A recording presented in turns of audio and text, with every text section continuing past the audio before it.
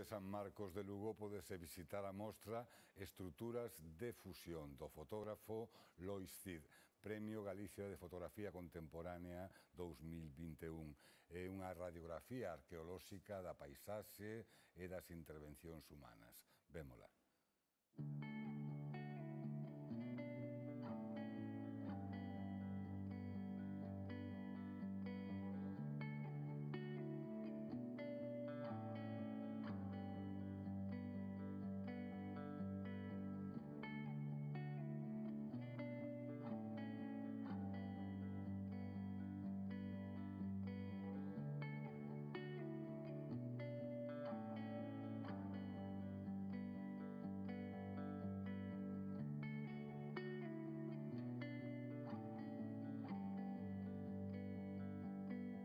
Benvido e parabéns, Lois.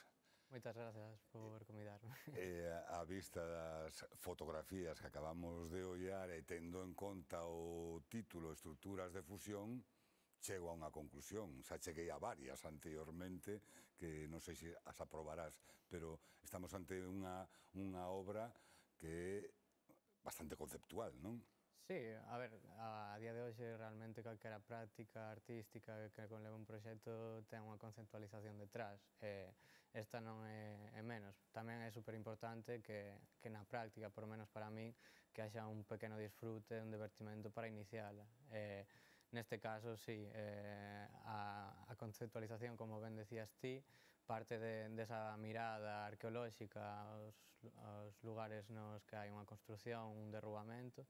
A forma de fotografar prácticamente é un registro destos. Sí, porque en moitos casos non sabemos moi ben se se trata dunha construción ou dunha derruba, non? Exacto, ao final acaba sendo a mesma cousa, é iso que me interesa, a dificultade de diferenciación entre as dúas cousas. E non ten un punto tamén de análise crítica? Sí, obviamente, a día de hoxe, como ti ben presentabas ao inicio, hai unha... Bueno, temos que estar aí presentes co tema do cambio climático, da sobreexplotación que estamos facendo do planeta Terra, e ao final ven sendo eso. Ven sendo un análise de como os seres humanos estamos manipulando cada vez a paisaxe, construindo o noso antollo, a veces sobrepasando. E ensuciándoa tamén. Exacto. Este proxecto gaña o premio, pero antes hai o traballo de chegar a este número de fotografías que se poden ver na mostra. E é un traballo que non faz aquí en Galicia, que faz nos arredores de calquera parte do mundo, pero ti dunha en concreto, non? Sí, este traballo fixena principalmente en Amberes, estive facendo ali un máster e cuadrou xusto ao inicio da pandemia, e foi un momento tamén no que ali podíase camiñar, non era como aquí que había que estar confinados e pechados. Entonces, estos espazos volvíanse máis accesibles porque estaban deshabitados. Entonces, comezou un pouco por aí. Pode ser Amberes, pode ser Galiza, pode ser... A periferia de calquera cidade, non? E o de camiñar, a min me dá a impresión de que xa está no teu imaginario dende que naciches, non? En Xunqueira de Espadanedo, que a contorna é importante, non? E a paisaxe. Sí, ao final tamén Xunqueira acaba sendo un dos orixes, os orixes deste proxecto ven un pouco de ali. É unha terra de oleiros, pero tamén había moita fabricación de ladrillos.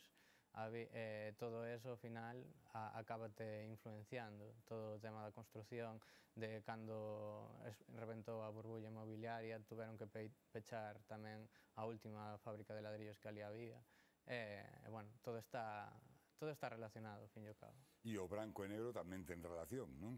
O branco e negro, ao final, é unha escolla estética, prácticamente, para relacionarlo con esa idea de arqueoloxía, de imaxen de arqueoloxía temporal. Por eso utilicei analóxico e branco e negro para este proxecto. E a mostra que está no Pazo de San Marcos de Lugo non só está dentro das instalacións na sala expositiva, sino que ti te plantexaches tamén facer unha intervención fora Sí. E que poidese o visitante continuala no exterior. Sí, para min é importante tamén que ao final un cubo blanco aíslate un pouco da realidade, a realidade está aí fora, o que fixen foi levar esas fotografías a espazos en construción e derrubamento de Lugo, o que impriminas un soporte económico e coleinas a estos lugares para devolvelas ao seu lugar de orixe, tratalas como un obxecto máis. A mostra vai ser itinerante por Galicia e parte de Portugal, é dicir, que non basta el problema de encontrarte construcións abandonadas, nin construcións que emerxen, non? Exacto, ao fin e ao cabo as construcións e os derrubamentos están pasando en calquer lugar, a idea é seguir nas seguintes exposicións facendo estas intervencións e que a mostra, pois, aínda que sea algo xestual e efímero, que este na rúa hasta que a chuvia o decida. E xa dentro do espazo non só están as fotografías tampouco. Non, hai 4 pezas, ao fin e ao cabo as fotografías o que fan son rexistros de obxectos, para min é a miña práctica volveuse moi escultórica, se hai que metela en algún determinada de algún xeito. Entonces, esas pezas que eu recollo nos lugares de construción tamén están directamente na sala, están intervidas e transformadas. E cal é o elemento constructivo que máis se repite nesa paisaxe?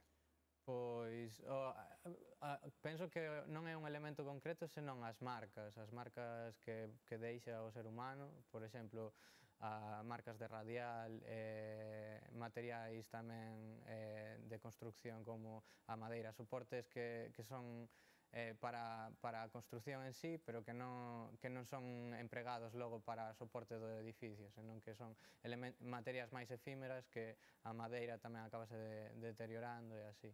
Outras non se deterioran tanto e están á vista, non? Como o formigón, que tarda moito máis. Tarda moito máis, pero ao fin e ao cabo segue sendo un material bastante efímero se comparamos con outros materiais de construcións antigos como a pedra.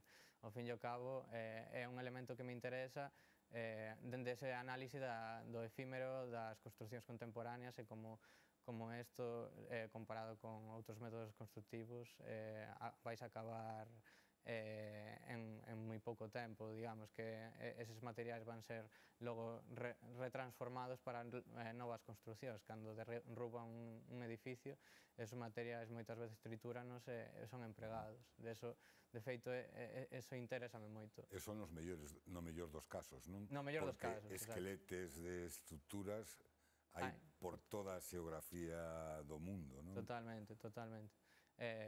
Por eso, hai moitas desos elementos siguen á vista, pero con sorte, como dis ti, esos elementos son triturados e reutilizados para novas construcións e interésame esa forma de como arqueolóxicamente podemos ver esos materiais que en teoría son os elementos que nos deixaremos para os nosos futuros compañeiros do planeta e acabará sendo unha masa entrópica de materiais que dificilmente diferenciables. Ata o 31 de xaneiro estará no espazo de San Marcos en Lugo e despois sabemos cal vai ser o seguinte lugar, se en Galicia ou en Portugal. O seguinte lugar vai ser directamente en Braga, penso que nos encontros da imaxe, e nada, ali estaremos e intentaremos tamén facer unhas pequenas intervencións por Cuidado, non te deteñan. Non, sempre con respeto e moito respeto. Incluso máis respeto. Moitísimas grazas, Lois. Moitas grazas.